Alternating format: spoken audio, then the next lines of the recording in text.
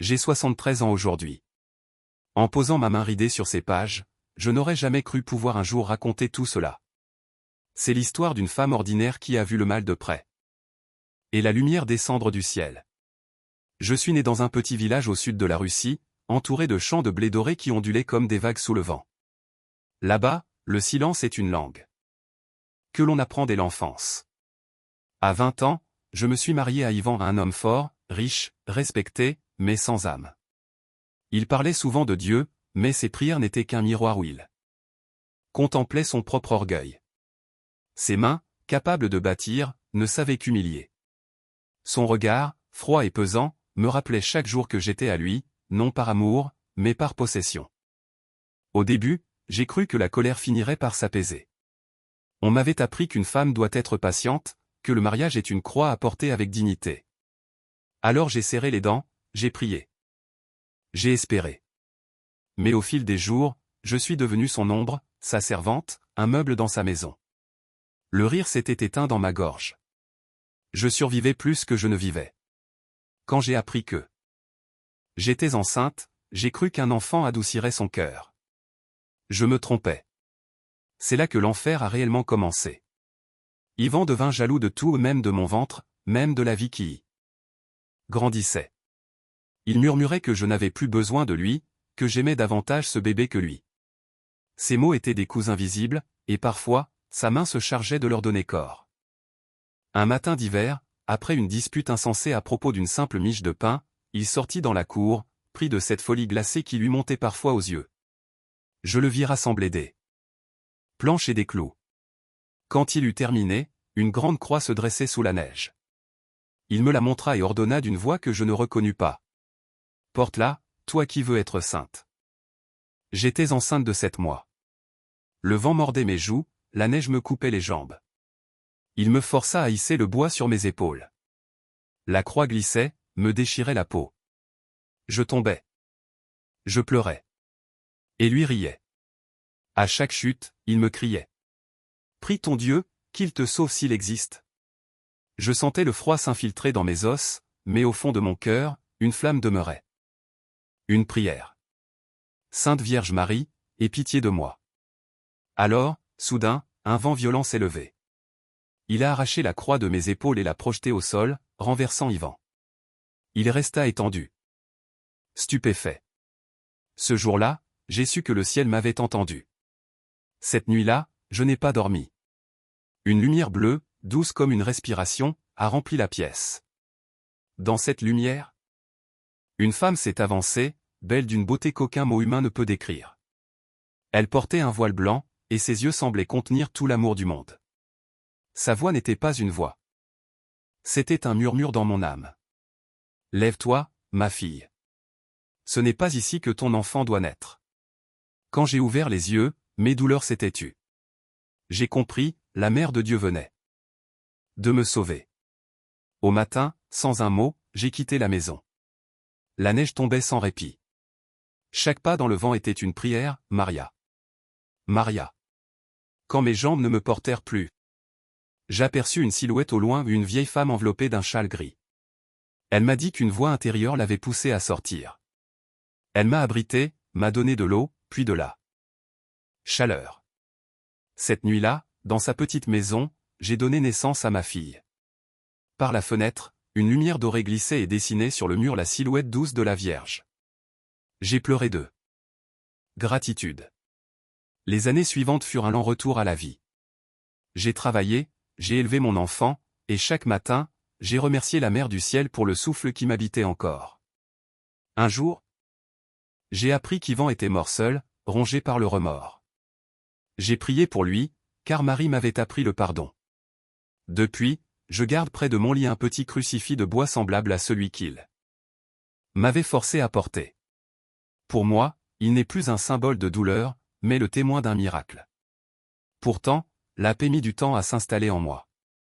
Après l'épisode de la croix, Ivan avait changé, il ne criait plus, il observait. Ce silence était plus terrible que la violence. Chaque fois que je faisais le signe de croix, il serrait les poings.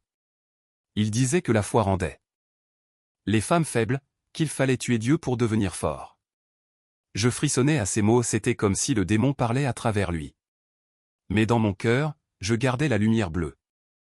Les jours s'étiraient dans une routine de peur et de prière. J'étais enceinte, et je demandais seulement que mon enfant ne voie jamais la haine de son père. Un soir, il rentra ivre. Il posa sa main sur mon ventre et murmura d'une voix chargée d'ombre. « Ce fils n'est pas de moi. C'est ton Dieu qui te l'a donné? Alors qu'il te le protège. » Puis il me repoussa violemment. Je tombai, et dans ma chute, j'appelai encore, « Sainte Mère, ne me quitte pas !» Cette nuit-là, je fis un rêve, un champ infini, couvert de fleurs blanches sous la neige. Au centre, la femme au manteau bleu me regardait. Elle posa sa main sur mon ventre et dit : « Ton enfant portera la lumière. Tiens bon. » Quand je me suis réveillé, j'avais pleuré dans mon sommeil. J'ai su que ce rêve était une promesse. L'hiver suivant fut d'une cruauté sans nom. Les champs étaient ensevelis, la maison glaciale, Yvan plus absent que jamais. Un matin, j'ai senti que le moment était venu, mon ventre se contractait, la douleur montait. Il m'a ignoré, disant : « Si Dieu veut que ton fils vive, qu'il s'en occupe. » J'étais seul. Je me suis agenouillé près du feu mourant et j'ai prié. Les heures passaient, la douleur s'intensifiait. Et soudain, une rafale fit claquer la porte. La lampe s'éteignit. Dans l'obscurité, une lueur bleutée apparut la même qu'autrefois. La Vierge était là. Son regard apaisa tout. La peur, la douleur, le froid s'effacèrent. Je sentis mon enfant naître dans la paix, porté comme par des bras invisibles. Il poussa un cri clair, vivant. Et je sus que Dieu m'avait confié un miracle. Au matin, Yvan revint. Il vit le nouveau-né dans mes bras et pâlit. Peut-être vit-il dans mes yeux quelque chose qu'il ne pouvait pas détruire. Sans un mot, il quitta la maison. Ce fut la dernière fois. Le printemps finit par venir. J'ai planté une rose blanche près de la croix qu'il m'avait forcé à porter. Elle ne fanait jamais. Chaque fois que le vent la caressait, j'entendais presque un souffle, celui de la mère qui m'avait sauvé. Les années passèrent. Mon fils grandissait, lumineux, calme. Je crus que la paix serait enfin durable, mais un matin, le hennissement d'un cheval brisa le silence. Yvan revenait. Son visage était ravagé. Il entra sans frapper, les yeux pleins de haine. « Tu crois que ton Dieu t'a sauvé ? » Je me suis mise devant mon fils. Il leva la main, et soudain, le vent se leva à nouveau. Les flammes vacillèrent, la porte s'ouvrit, et la lumière bleue emplit la maison. Yvan recula. Tomba à genoux, muet de terreur. Puis il s'enfuit dans la neige. On ne le revit jamais. J'ai pris mon fils dans mes bras et j'ai marché. La tempête faisait rage, mais au loin, j'ai entendu le son d'une cloche. Guidé par cette voix du ciel, j'ai trouvé une petite chapelle où priait une vieille femme, Irina. Elle m'a accueilli comme une sœur. Cette nuit-là, au coin du feu, j'ai enfin dormi. Sans peur. Les jours suivants, Irina m'a appris à vivre simplement, à prier, à guérir. Devant la statue de la Vierge, j'ai juré de consacrer ma vie à aider les femmes abandonnées, battues, oubliées. La croix que j'avais portée n'était plus un châtiment, c'était le début d'une vocation. Avec le temps, la voix de Marie revint, douce, intérieure. Il reste tant de femmes qui portent des croix invisibles. Va vers elles. Console-les. Alors j'ai compris. Ma souffrance n'était pas vaine. Elle était semence. Je suis reparti avec mon fils, un petit sac de lin, un chapelet et la rose blanche. Nous avons traversé les villages, les forêts, les plaines. Je racontais mon histoire à celles qui pleuraient en silence. Beaucoup se mirent à espérer. D'autres retrouvèrent la parole, la paix, la foi. Partout où j'allais, la rumeur me précédait, voici la femme que la Vierge a sauvée. Je n'avais ni titre ni miracle spectaculaire, seulement des mains ouvertes et des mots simples. Là où il y a des larmes, il y a déjà une promesse de lumière. Un soir, dans un hameau au bord d'une rivière gelée, une mère m'amena sa fille muette. Je lui contai mon histoire. À la fin, la jeune fille leva les yeux, et sa voix, longtemps enfermée, s'ouvrit enfin. Maman ? Ce mot fit trembler la maison entière. La mère pleura, moi aussi. Ce n'était pas un miracle de gloire, c'était la vie qui revenait. Depuis ce jour, je marche encore, même si mes pas sont lents. Michael, désormais grand, marche à mes côtés. Il dit parfois: La dame bleue est toujours là, maman. Et je sais qu'il dit vrai. Parce que la foi, quand elle naît dans la neige et la douleur, ne meurt jamais. Elle fleurit, comme une rose blanche au pied d'une croix. La neige fondue recouvrait les chemins d'un manteau sale et glacé. Une épidémie s'était abattue sur le village, invisible et cruelle, fauchant les plus faibles comme des brins d'herbe au vent. Les mères pleuraient leurs enfants. Les pères restaient muets, le regard perdu dans le vide. Lorsque nous arrivâmes, épuisés par la route, on nous conduisit vers une grange transformée en abri. Là, sur une paillasse humide, un homme gémissait dans l'ombre. Sa respiration haletante résonnait comme un souffle arraché à la terre. On me supplia d'approcher, il était en train de mourir, disait-il, sans confession. Sans paix. Je m'agenouillai près de lui, posai la main sur son front brûlant, et le monde sembla s'arrêter. Sous la lueur tremblante d'une lanterne, je vis son visage. C'était Yvan. Mon époux d'autrefois, celui dont les colères m'avaient brisé. Mes doigts se retirèrent d'eux-mêmes, mes genoux fléchirent. Tout en moi tremblait.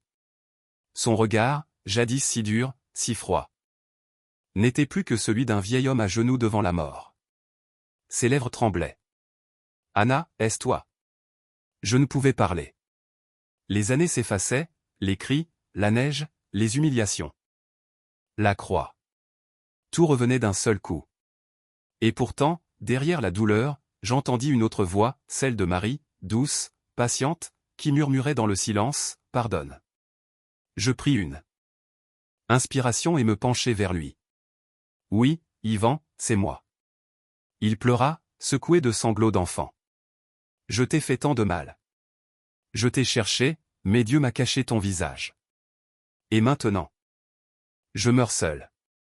Je lui pris la main, une main froide, décharnée, mais encore vivante. Non, Yvan, tu ne meurs pas seul. Dieu t'attend depuis toujours. Il secoua la tête, la honte au fond des yeux. Il ne peut pas me pardonner. J'ai renié son nom. Alors, je sortis la petite croix de bois qu'il m'avait jadis forcé à porter autour du cou. Je la posai sur sa poitrine. Porte-la à ton tour. Ce n'est pas un poids, c'est une porte. Ses doigts tremblants s'y refermèrent. Ses lèvres murmurèrent une prière hésitante, la première depuis des décennies. Et soudain, la pièce se remplit d'une chaleur douce, comme si un feu invisible venait d'y naître. Yvan cessa de tousser.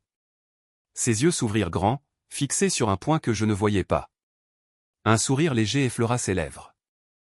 Elle est là, la dame bleue. Puis son souffle s'apaisa. Je restai longtemps à genoux. Je ne pleurais pas, une paix immense m'enveloppait. J'avais compris. La Vierge ne m'avait pas sauvé pour que je survive, mais pour que je pardonne. Le mal, transfiguré par l'amour, devenait bénédiction. Quand je sortis de la grange, la neige tombait doucement. Michael m'attendait dehors, tenant une lanterne. Maman, c'était lui? Je hochai la tête. Oui, mon fils. Il me regarda longuement. Et tu l'as pardonné? Je lui souris à travers mes larmes. Ce n'est pas moi qui l'ai fait, c'est Marie. Le lendemain, nous aidâmes les villageois à enterrer les morts. Le prêtre local célébra une messe dans la neige. Pendant la prière, une colombe blanche se posa sur la croix de bois d'Yvan. Tous la virent, et le silence se fit. Même le vent s'arrêta. Alors je sus que Dieu avait accueilli son retour. Cette nuit-là, je rêvais de nouveau de la Vierge. Elle marchait sur un chemin d'hiver. Son voile se confondant avec la neige. Lorsqu'elle passa près de moi, elle murmura. Tu as porté la croix jusqu'au bout, ma fille. Maintenant, porte la lumière. Je me réveillai en larmes. Le cœur apaisé. Michael dormait près du feu, la rose blanche posée sur sa couverture. Par la fenêtre, le ciel était pur, vaste, argenté. Je sus alors que je n'avais plus rien à fuir. Plus personne à haïr. Après l'enterrement d'Yvan, nous restâmes encore quelques jours au village, soignant les malades, consolant les veuves. Puis le vent tourna, et notre route avec lui. J'avais le cœur léger, comme lavé. Le pardon avait nettoyé la mémoire comme une pierre polie par la rivière. Michael grandissait à vue d'œil, la rose blanche cousue dans la doublure de sa veste. Nous suivions les chemins enneigés, et les villages s'ouvraient à nous comme des chapelles sans murs. Un soir, alors que le ciel se couvrait d'un manteau d'acier, nous atteignîmes une bourgade bâtie autour d'un vieux pont de bois. La rivière, d'ordinaire figée par la glace, grondait. Un dégel brutal avait rompu la croûte, des plaques sombres s'entrechoquaient dans un cri d'eau et de fer. La peur se lisait sur les visages. Des familles s'étaient rassemblées près de l'église, serrant leurs enfants et quelques baluchons. Le pont menaçait de s'effondrer, mais de l'autre côté se trouvait la grange où reposait le blé de l'hiver. Si elle cédait, la famine suivrait. Le maire, un homme rude, me regarda avec méfiance. On dit que vous priez et que les choses changent autour de vous. Mais nous, ce qu'il nous faut, ce sont des charpentes, pas des prières. Je ne me vexai pas. Je posai la main sur le parapet glacé. Les deux ne s'excluent pas, répondis-je. Laissez-moi prier pendant que vos hommes se préparent. Si le ciel nous accorde un signe, nous saurons où poser la première poutre. La nuit tomba d'un coup, la neige recommença à tomber, fine, coupante. Les lanternes s'allumèrent. Les femmes récitaient le chapelet à voix basse. Les enfants s'endormaient dans des manteaux trop grands. Je m'agenouillai au pied du pont, Michael à mes côtés. Le grondement de la rivière ressemblait à la rage d'une bête. Mère, dis-je en priant, nous ne te demandons pas l'impossible. Montre-nous seulement où poser le pied. Alors, quelque chose d'étrange se produisit. Entre deux rafales, la neige sembla s'ouvrir. Une lueur bleutée glissa sur l'eau furieuse, traçant une ligne oblique d'une rive à l'autre. Michael la vit aussi. Maman, regarde. La lumière se déplaçait lentement, s'arrêtant près d'une poutre disjointe. Puis elle s'éteignit. Le maire, stupéfait, cria. Là. Renforcez ici. Les charpentiers s'y mirent aussitôt. À chaque planche posée. L'eau se calmait un peu, comme si la rivière acceptait son sort. Au bout d'une heure, le pont tenait. Le maire me rejoignit, gêné. Ce n'était qu'une coïncidence, mais merci. Je lui souris. La providence, monsieur, a souvent la forme d'une coïncidence que l'on accueille. Le lendemain, le pont tenait toujours. Les villageois purent traverser, sauver le blé, rallumer l'espérance. Et quand vint l'aube, la neige autour du pont brillait d'un éclat bleuté, comme si la nuit y avait laissé son dernier secret. Les années passèrent, glissant comme des perles d'un chapelet. Michael devint un homme. Moi, je vieillissais, mais la paix grandissait en moi comme un feu tranquille. Nous avions traversé tant de villages, tant d'épreuves, et partout la prière avait laissé une trace, une flamme, un souvenir. Un jour d'été, nous atteignîmes une vallée baignée de lumière. L'air sentait le miel et les fleurs sauvages. Au centre, une petite église blanche dressait sa coupole. Vers le ciel. Les habitants vinrent à notre rencontre. On dit que vous êtes la femme que la mère de Dieu a sauvée, disait-il. Entrez, priez avec nous. L'église était pauvre, mais sur l'autel brillait une flamme pure. J'y déposai la rose blanche, intacte après toutes ces années. Michael s'agenouilla à mes côtés. Dans le silence, j'entendis le souffle de ma vie entière revenir à moi comme une marée douce. Le soir, dans une vieille maison près du clocher, je le regardais prier. Sa voix était ferme, claire. Il n'était plus l'enfant de mes peurs, mais un homme prêt à marcher seul. « Maman, pourquoi la Vierge t'a-t-elle choisi, toi ?» demanda-t-il. Je souris. Parce que j'étais la plus pauvre, la plus perdue. C'est souvent à celle qu'on ne regarde pas que Dieu confie ses miracles. Il resta songeur. Alors, c'est à moi de continuer. Oui, mon fils. Mais souviens-toi, le plus grand miracle n'est pas de guérir les autres, c'est de les aimer, même quand ils ne le méritent pas.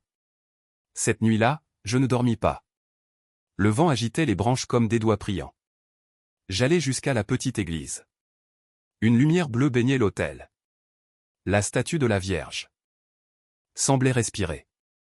Ma fille, murmura une voix douce en moi. Ton chemin est accompli. Je tombai à genoux, les larmes aux yeux. Ai-je fait ce qu'il fallait, mère? Oui. Tu as transformé la croix en flambeau. Tu as appris à pardonner. Ton fil portera la lumière. L'aube naissait quand je sortis. Le ciel prenait une teinte rose et or. J'avais l'impression que chaque douleur avait trouvé son sens. Quelques semaines plus tard, Michael partit. Il voulait rejoindre un monastère du sud pour aider des orphelins. Avant de partir, il me laissa le crucifix d'Ivan. C'est ton souvenir, Emma. Promesse. Je restais seul dans la vallée. Les villageois m'appelaient la mère du pont. Les femmes venaient prier avec moi, les enfants m'apportaient des fleurs. Parfois, j'entendais dans le vent la voix de mon fils. Un matin de printemps, je sentis mes forces faiblir. Je m'assis devant la petite église, le chapelet entre les doigts. La lumière changea, ni jour ni nuit, mais la clarté du ciel. Devant moi, la Vierge apparut, entourée d'un éclat d'azur. Il est temps de rentrer, ma fille. Je me levai sans peur. Le vent portait le parfum des fleurs. Et je compris, la croix que j'avais portée n'était pas un fardeau, mais un pont, celui qui relie la terre au ciel. Les villageois dirent que j'étais morte en priant, un sourire aux lèvres, la rose blanche entre les mains. Mais moi, je sais, je n'étais pas morte. J'avais traversé. Dans cette lumière sans fin, j'ai retrouvé Ivan, agenouillé, apaisé. Il m'a souri sans honte. J'ai compris alors que le ciel n'est pas un lieu, mais le pardon devenu éternel. En bas, sur la terre, les cloches sonnèrent d'elles-mêmes. Michael revint. Il trouva mon corps au pied de l'autel, la rose toujours fraîche. Sur la statue de la Vierge. Un détail nouveau brillait, la rose blanche sculptée à ses pieds. Il transforma la maison en refuge pour les orphelins et les veuves, la nommant Maison du Pont. Chaque soir, il récitait le chapelet. Parfois, une brise parfumée de fleurs passait, et les enfants disaient « C'est la Dame bleue. » Oui, répondait-il. Elle veille encore. Les années s'écoulèrent. Michael vieillit à son tour. Mais son regard resta clair, rempli de cette lumière qu'aucune nuit n'éteint. Avant de mourir, il écrivit. Ma mère m'a appris que la croix n'est pas le signe de la fin, mais la forme de l'amour qui relie le ciel et la terre. Tant que je prierai, elle vivra. Aujourd'hui encore, on raconte cette histoire dans les églises et les chaumières. Et chaque fois qu'un cœur apprend à pardonner, quelque part dans le monde, une lueur bleue traverse le ciel. Car cette lumière n'appartient pas à une seule âme. Elle appartient à tous ceux qui croient, espèrent et aiment. Là où tombe l'arme, elle fleurit. Là où le cœur se brise, elle guérit.